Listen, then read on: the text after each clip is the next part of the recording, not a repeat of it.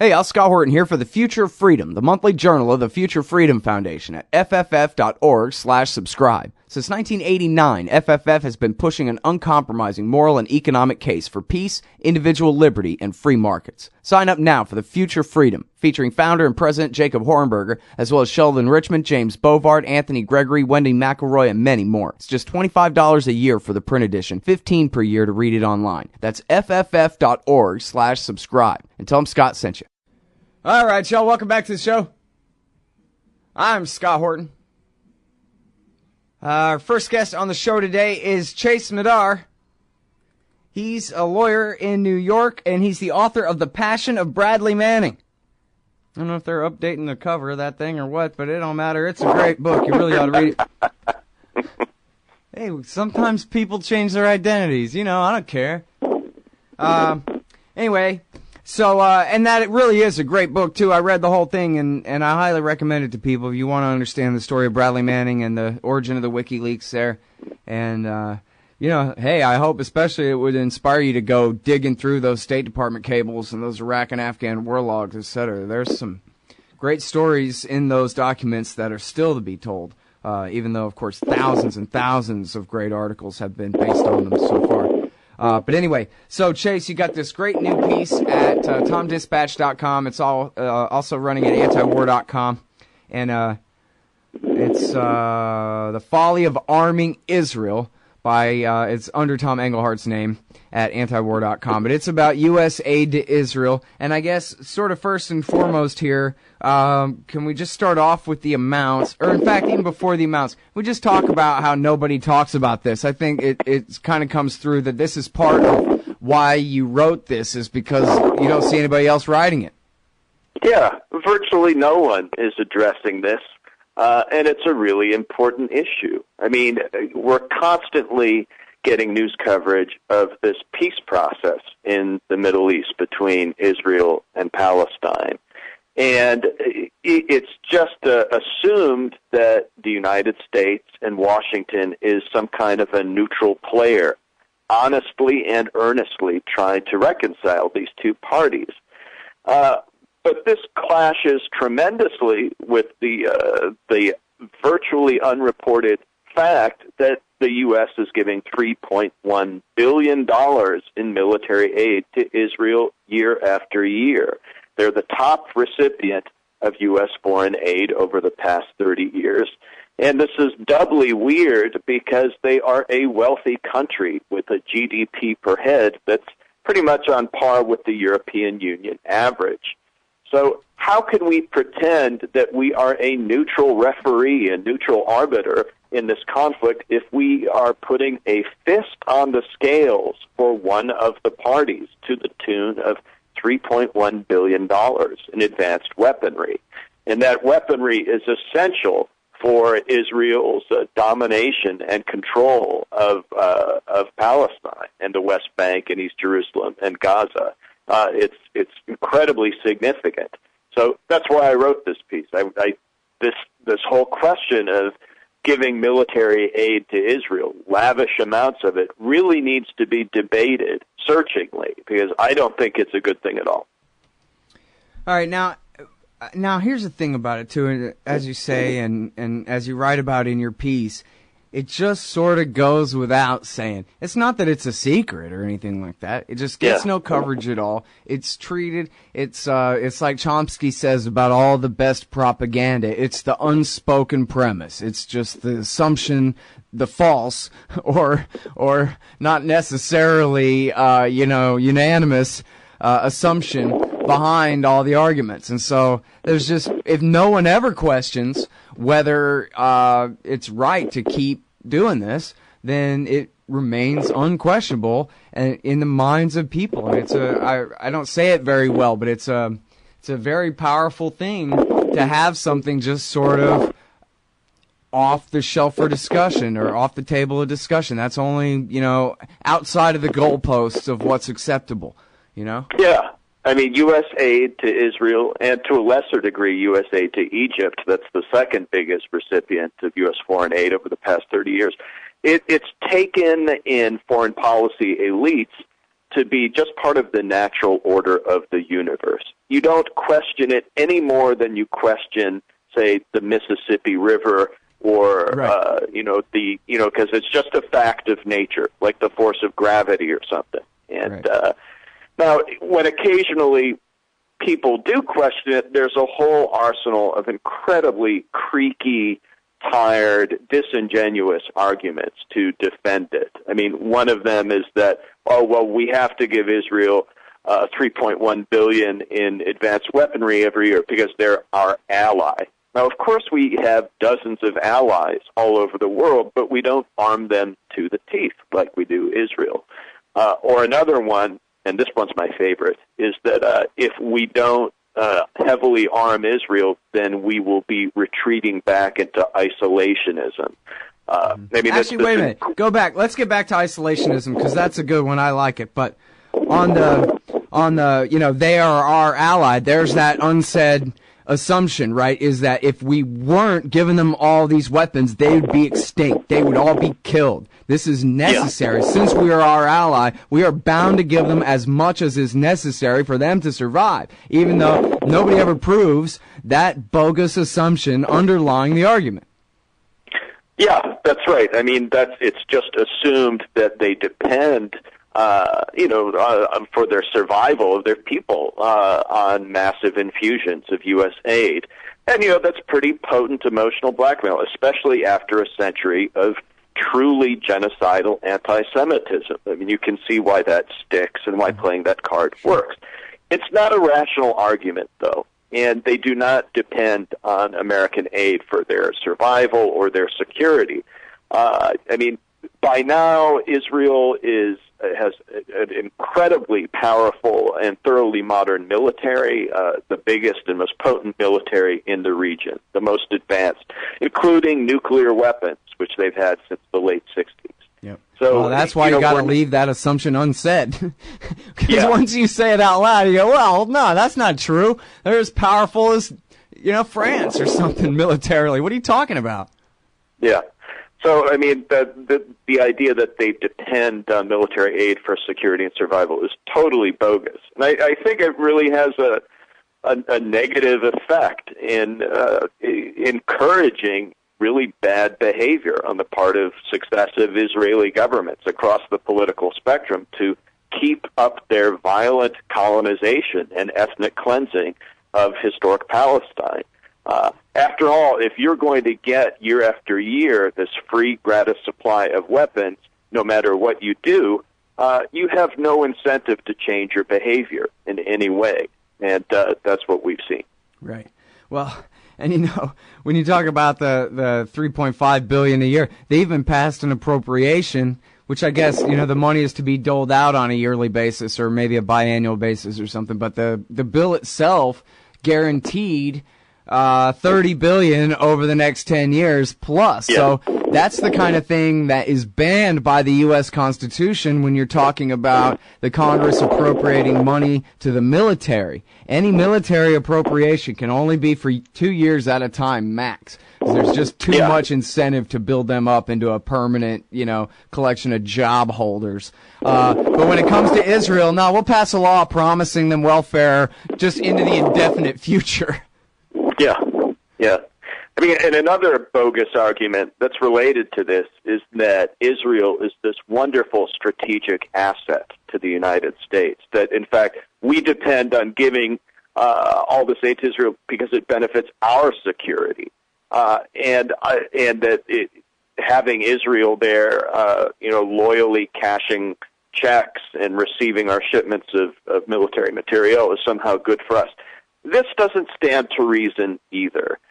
Even if you accept Washington's foreign policy on its own terms, which, you and I don't, but a lot of people do, let's think about how was this client-state relationship with Israel actually useful in either Gulf War? Can that be explained in two sentences? No, it can't be.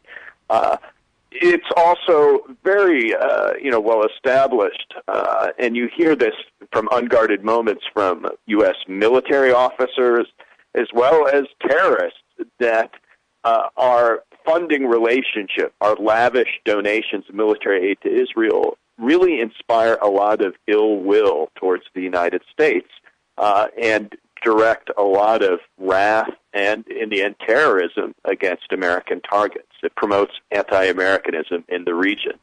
And that does not make us safer, needless to say. Right. Well, and, this is why I got such a chip on my shoulder about it, is because of, just very straight journalism. For example, like by Terry McDermott, L.A. Times reporter, and Lawrence Wright, reporter for the New York Times. When these guys write, or James Bamford for that matter, when these former producer for, World News Tonight with Peter Jennings, this kind of caliber of journalism, these guys write that, hey, it's just a scientific fact, man. There's no disputing it, and they don't have a bone to pick about it. They're just reporting the fact to you that bin Laden himself and Mohammed Atta said that the reason that they did what they did on 9/11 was due in great part to America's support for the Israelis, and not for their existence, and not for being a bunch of nice guys, but for their permanent, at that point at least, occupation of southern Lebanon, and their occupation of Palestine, East Jerusalem, the West Bank, and the Gaza Strip, and the hell that they unleash on their Palestinian helots on a constant basis. That was part of it. In fact, Israel's war in Lebanon, where they did the Quanah massacre, at that same time was when Mohammed Atta, I think it was the day before or something, they say Mohammed Atta filled out his last will and testament, and then bin Laden, when he put out his first declaration of war, the Quanah massacre in Lebanon and a lot of the rest of Palestine issues take up about a third of that thing. This is why they're attacking the United States, because of what we're doing in Palestine. So I'm not saying that's necessarily why we should not back Israel, but boy, we ought to have to take into account that that's the price we're paying for backing Israel. Yeah, absolutely. I mean, we have to take a hard look at the strategic costs and benefits when it comes to lavishly arming and bankrolling Israel. And the question of the liabilities, which you just listed, perfectly, that's something that seldom comes up, and most Americans are oblivious to it, even though it has been reported, from pretty unimpeachable sources, too. It's not every foreign policy issue where concern for human rights and kind of basic morality are in pretty perfect alignment with questions of strategy and national self-interest and security. But this is one of them. I mean, we get nothing out of lavishly bankrolling Israel. But the human rights cost is huge. I mean, with the ongoing ethnic cleansing of the West Bank, and the blockade of Gaza and the ethnic cleansing of East Jerusalem on the one hand, plus the strategic liability to the U.S. There's really no good reason for it. All right, y'all. It's the Scott Horton Show. I'm Scott Horton. I'm talking with Chase Madar. He's the author of The Passion of Bradley Manning, and he's got this great piece at TomDispatch.com and antiwar.com about USA to Israel, the folly of arming Israel. We'll be right back after this. Don't worry about things you can't control. Isn't that what they always say? But it's about impossible to avoid worrying about what's going on these days. The government has used the war on guns, the war on drugs, and the war on terrorism to tear our Bill of Rights to shreds. But you can fight back. The 10th Amendment Center has proven it, racking up major victories. For example, when the U.S. government claimed authority in the NDAA to have the military kidnap and detain Americans without trial, the nullifiers got a law passed in California, declaring the state's refusal to ever participate in any such thing. Their latest project is offnow.org, nullifying the National Security Agency. They've already gotten model legislation introduced in California, Arizona, Oklahoma, Missouri, and Kansas, meant to limit the power of the NSA to spy on Americans in those states. We'd be fools to wait around for the U.S. Congress or courts to roll back Big Brother. Our best chance is nullification and interposition on the state level. Go to offnow.org, print out that model legislation, and get to work nullifying the NSA. The hero Edward Snowden has risked everything to give us this chance. Let's take it. Offnow.org. All right, you guys, welcome back to the show. I'm Scott Horton. This is my show, The Scott Horton Show. I'm talking with Chase Madar, author of The Passion of Bradley Manning, and this great piece at TomDispatch.com and at antiwar.com. It's called The Folly of Arming Israel. And let's see, we're talking about, the general strategic liability of Israel. We hear all this hype really loud about, oh, it's the only democracy in the Middle East. Never mind, America always cancels anybody else's elections because they never turn out the way the Israelis wanted. But, oh, so that makes them our bestest friends. But again, with the unspoken assumptions and premises of these questions, nobody ever really explains what a great benefit America gets for being friends with the Israelis. And I try real hard to be honest and self-critical and whatever as best I can, and I really try, and I don't know what benefit. Can anybody tell me what America gets out of this relationship as far as even the empire's interest, Washington, D.C.'s interest, never mind, you know, the greater wealth and freedom and prosperity of the American people? You know, I just don't know. Do you, Chase? I don't see it either, Scott. No way. You know, in my article, one thing I try to do is just to correct the language about how we talk about the U.S. relationship with Israel, because there's so much euphemism and so much disingenuous half-truth and some outright lies here. For one thing, we need to stop talking about Israel as an ally and call it for what it is, a client state. We also need to stop talking about a peace process when we're arming one side in the conflict to the teeth. What we have is a war process. And instead of talking about settlement expansion, we need to use words like violent colonization and ethnic cleansing, because that's what it is. And I have a feeling that if this kind of thing were happening in the Balkans or elsewhere, we would have no trouble using those words. Well, and you know, the way you put it in your article, you win. I can't imagine what anybody could say to the argument of what if you just turned it around and it was the Arabs are coming and pushing the Jews out of their houses and bulldozing them, on 5 minutes notice and building a museum of their hurt feelings on top of your cemetery and all this kind of crap, the way the Israelis are doing, taking Jerusalem, the old city of eastern Jerusalem and all that. In the West Bank. If it was the other way around, people would be completely freaking out. Can you imagine? I mean, there would be calls for airstrikes in Washington. I mean, people would be freaking out. And, you know, justifiably so. Yeah, exactly. It would be horrible, right? You know, what's going on right now on a day-to-day basis and what's getting done to Palestinians is horrible. It's an absolute violation of their most basic human rights. For whatever it's worth, it's a violation of international law, and it's certainly a violation of just any basic standard of morality or common decency. And, what we Americans really need to know and absorb and internalize is that we are not just sitting on the sidelines as a friendly referee trying to make peace. We are actively involved in this nightmare. And we are actively arming a country that is committing ethnic cleansing. There's no way around that. No matter what kind of rich palette of euphemism you use, that's the bottom line. We are lavishly arming and bankrolling and providing diplomatic cover to a country that is perpetrating ethnic cleansing. Mm-hmm. And I'm sorry. Go ahead. Well, the first step is just to recognize our own responsibility in this and change our own role. You know, there's a lot of lively intellectual debate in the U.S. about the BDS campaign, boycott, divestment, and sanctions. And, you know, people of goodwill disagree on it. Me, I think it's a good thing. I'm all for it, but I know smart people who don't agree with me there. There's also a lot of debate about, is a one-state solution for Israel and Palestine the best, where they'd have equal rights, or a two-state solution, where you have one country for the Israelis and one for the Palestinians. But the one thing that does not get discussed, and I find this incredibly weird, is our own active role, because that is what we are most responsible for in the end. What we are doing, not what we're not doing. And that's why I wrote this piece. We just have to look at this front and center, our vigorous role in giving $3.1 billion to Israel year after year in advanced military equipment, not to mention military training exercises, a lot of military research for the Iron Dome missile defense project, and constant diplomatic cover in the UN and elsewhere. Right. We're a major player in this game, and yet we pretend that we aren't. And in the piece, I compared most U.S. news coverage of Israel-Palestine to this one Agatha Christie novel. I'm going to spoil an Agatha Christie novel for everyone. People may want to, turn off the set for a little bit.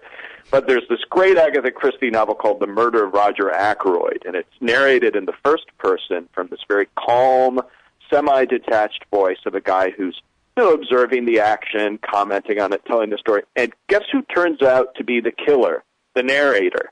And that's a good, I think, metaphor for so much U.S. news coverage of the Middle East in general, but especially the Israel-Palestine conflict. Mm. All right. Well, so there's this article today. It's in the Times of Israel, which is a pretty right-wing paper. I don't know everything about who runs it or whatever, but it seems pretty right-wing paper to me. And they say, on a single source, unverified, they even admit, but it sounds right. Kerry fails to get Obama backing to confront Israel on peace terms. And what it says is that Kerry really wanted to go in there and tell the Israelis, look, man, come on, make a deal within this framework, whatever his stupid framework is and whatever, but he just doesn't have the backing of the White House to, make any threat or any promise really stick. And the reason I buy it is because this is what Andrew Coburn reported, was that Obama will be damned if John Kerry's going to solve this Israel-Palestine thing and take all the credit instead of him. And he'd rather they all burn forever than let John Kerry be the big man of the day or whatever. So that's fine. I could see how that works, all like that among Democrats. But so then my question is this. I actually have a question after all this, is that after this falls apart and doesn't work and the peace process is a joke for the umpteenth, millionth time, whatever it is, does it matter that in the EU or, I don't know, Eastern allies or any other powers on earth, does it matter that, come on, it's too difficult to pretend that we believe that the Americans mean well and are some kind of honest broker here? I mean, I know there's the BDS movement, but as far as the nation states of, that have any power and influence here, does it matter if the Americans basically, it's not the right term for it, but bluff their way out of legitimacy as the dealer at the game? You know what I mean? I think that the sooner the U.S. stops pretending to be a neutral arbiter and an honest broker here, the better. It's just past the point of any possibility for Washington to realistically broker something. And, I've got to read that is it a Patrick Coburn article? No, it's Andrew Coburn in the... Oh, Andrew Coburn. I mean, they're both really smart guys, and I love their work. I think it's just structurally impossible, even if Obama or Kerry, work together and put their all into resolving this, you can't put your foot on the gas and on the brake at the same time and expect to make any kind of progress. And that's what we're doing. On the one hand, lavishly funding and bankrolling Israel, no matter what they do. And then on the other hand, spinning wheels and saying you're working for peace. They don't go together. I mean, you can't, you're not part of a peace process if you're lavishly arming one side. And think about it. I mean, if you were Israel, why on earth would you make any compromises and accept any limits on your power if you know that you're still going to get that sweet shipment of $3.1 billion worth of advanced weaponry year after year, no matter what you do? The level of American military funding and assistance to Israel is only going up, and Obama bragged, and he was completely accurate, that no president has overseen as much military aid to Israel as he has. So they have no incentive in Israel to make any compromises, to make any peace, and they'll be happy to, let this go away. Now, in the past, when a peace deal collapses and fails, it's been the habit in the U.S. to blame it all on the weakest party in this trio, the Palestinians. That's going to be a little harder to do this time. I mean, there's just nothing left to squeeze out of them at this point. And, more and more people are reporting on how Netanyahu and his cabinet members are just openly contemptuous of John Kerry and even of Obama. And they're not a very, cuddly, fuzzy group of people the way, say, the old Labor Party people were to many American intellectuals. There's going to be, a real test of America's journalistic creativity to find a way to blame this on the Palestinians. We'll see what happens. Yeah. Or, they'll just oversimplify it and make it the unproven, unspoken assumption that you know how them savage Arabs are, and no offer's ever good enough for them. They don't ever have to prove it. They just say it, and everybody digs it. It sounds right to people, I guess. I don't know. I'm sorry, I want to keep talking to you, but I got to go. We're all out of time. Thanks very much for your time on the show again, Chase. Great talking with you again, Scott. Take care now. All right, y'all. That is the great Chase Madar. He's a lawyer in New York, but he's still great. He's the great Chase Madar. Writes for Tom Dispatch. He's also the author of The Passion of Bradley Manning. Great book about Bradley Manning and the WikiLeaks there. The State Department cables and all that. You should know. Hey, y'all, Scott here. You like coffee? Me too. Hey, if you're a true connoisseur, you need to try an amazing new roaster out of L.A., Tonks Coffee. These guys are fanatical about delivering the best coffee beans in the world. They get the beans directly from the growers, roast them, and then ship them to you within 24 hours. They're as fresh as can be. Tonks is a subscription-only service, and they're offering a free sample to listeners to this show. Give it a try. If you like it, you can sign up. Then every 2 weeks, you get a new batch of incredible coffee beans roasted to perfection. If you're hitting the cafe or drive-thru most mornings, this is a better and more economical way to get great coffee. Go to tonks.org/liberty. That's TONX.org/liberty.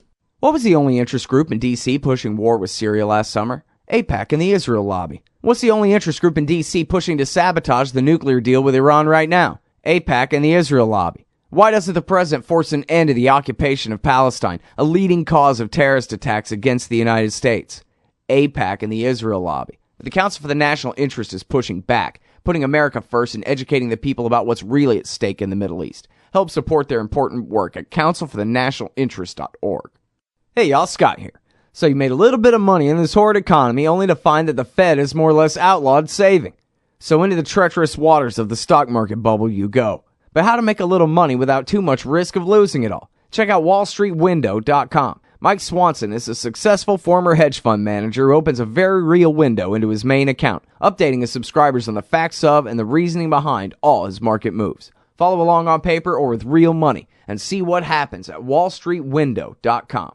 Hey y'all, Scott Horton here for cashintocoins.com. So you want to buy some Bitcoins? Cashintocoins.com makes it fast, easy, and safe to get Bitcoins. Just deposit the money into their account at any of the major banks they support, and then just email them a picture of the receipt and your Bitcoin address, and you get your Bitcoins. Almost always the same day it clears. In a tough, competitive new market, cashintocoins.com has the advantage. A great system and great customer service to keep you coming back. That's cashintocoins.com. Just click the link in the right margin at scotthorton.org.